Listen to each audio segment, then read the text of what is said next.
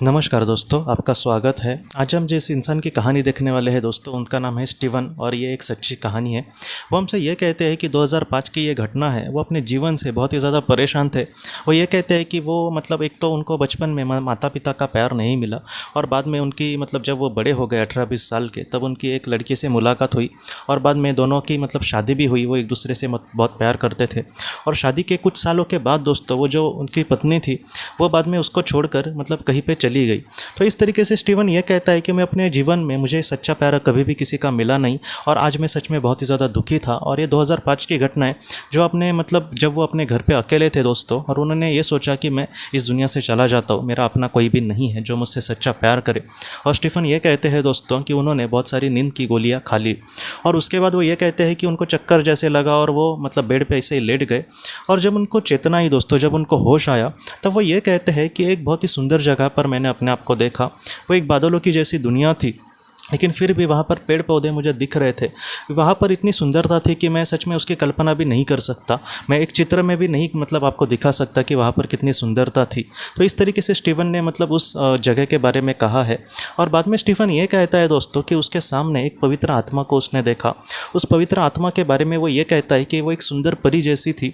उसने बहुत ही सुंदर कपड़े पहने थे और उसका चेहरे पर इतना कहीं ना कहीं प्रकाश था कि हम क्या बोले।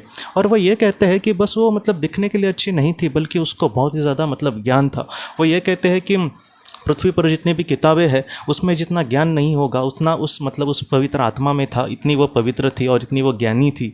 वो एक कहीं ना कहीं मार्गदर्शक करने वाली आत्मा हो सकती है।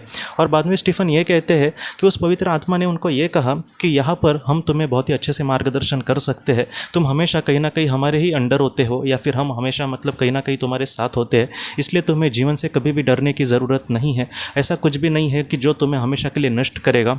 जब तुम्हारा जीवन खत्म होगा तब तुम इस लोक में आओगे और जिस तरीके से तुम्हारे कर्म होंगे उस तरीके से बहुत ही अच्छे से गति को तुम जा सकते हो अगर तुम्हारे अच्छे कर्म हो। इसलिए तुम अपने जीवन से मत घबराना। वो एक कहीं ना कहीं एक माया का एक जाल है, इसलिए इन सारी चीज़ों को तुम सच मत मानना। तुम बस अपने जीवन में अच्छे कर्म को करने की कोशिश करना स्टीवन।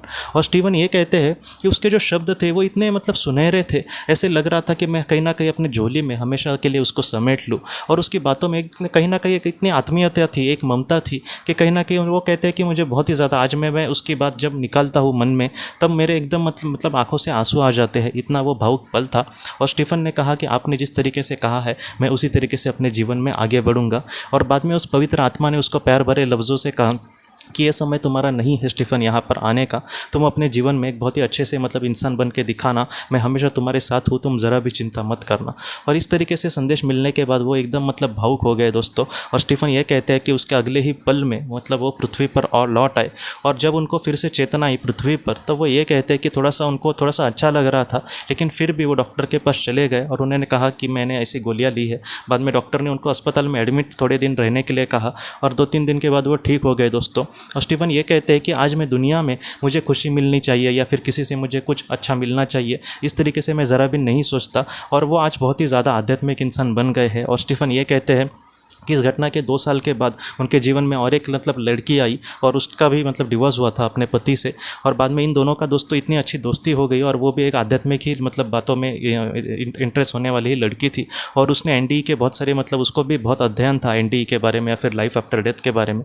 तो इस तरीके से दोनों की पसंद भी एक जैसी थी और बाद में धीरे धीरे दोनों में प्यार हुआ और उन दोनों ने शादी की। तो इस तरीके से स्टीफन की आप ज़िंदगी चल रही है और वो बहुत खुश है आप अपने आज अपने ज़िंदगी से। तो उनकी जो कहानी है कहीं ना कहीं हमें यही सिखाती है दोस्तों कि हमारे जीवन में भी हम बहुत बार सोचते हैं कि मेरा ऐसा अपना कोई भी नहीं है। हाँ, स्टीफन को उसका एक सच्चा प्यार बाद में मिला 2 साल के बाद, लेकिन हो सकता है कि हमें ऐसा कोई करीबी ऐसा हमारा कोई भी नहीं हो सकता। तो इस तरीके से आप कभी भी मत सोचना कि हमारा कोई भी नहीं है इस दुनिया में। हो सकता है कि आगे कुछ परिस्थिति बदल जाए और हमारे इस दुनिया के परे जो सच्ची दुनिया है उस दुनिया में हमें सच्चा प्यार करने वाली ऐसी बहुत बड़ी बड़ी आत्माएं होंगी। तो आप उसको भी लेकर मत चिंता करना, वो दिल से हमें प्यार करेंगे, हमारे सच्चे वहाँ पर दोस्त होंगे।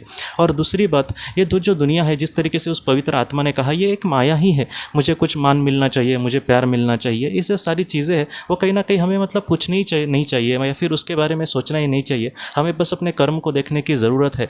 जैसे जो महान संत वगैरह थे, उन्होंने नहीं देखा कि मुझे कोई मान दे रहा है, सम्मान दे रहा है क्या, उन्होंने बस अपने कर्म को बहुत ही अच्छे से करने की कोशिश करी। तो इसी तरीके से बस हमें कर्म करना है, मुझे ये चाहिए, मुझे वो चाहिए, इन सारी चीज़ों को ना देखकर हमारे कर्तव्य पथ पर जीवन में हमें आगे बढ़ना होगा दोस्तों। और कभी भी आप अपने आप को अकेला मत समझना, आपको सच्चा प्यार करने वाली ऐसी जो आत्मा है वो कहीं ना कहीं हमेशा हमारे साथ होती है दोस्तों। तो दोस्तों, हम अपने अगली वीडियो में किसी नए विषय को लेकर मिलेंगे। तब तक आप अपने परिवार का ख्याल रखना। आपका बहुत बहुत धन्यवाद।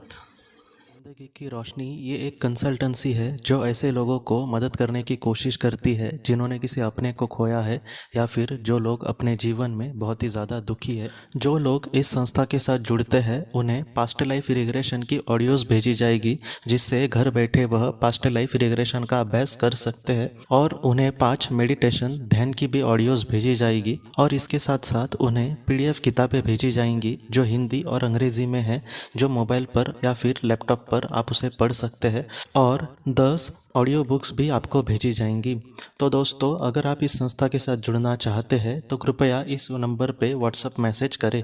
आपका बहुत बहुत धन्यवाद।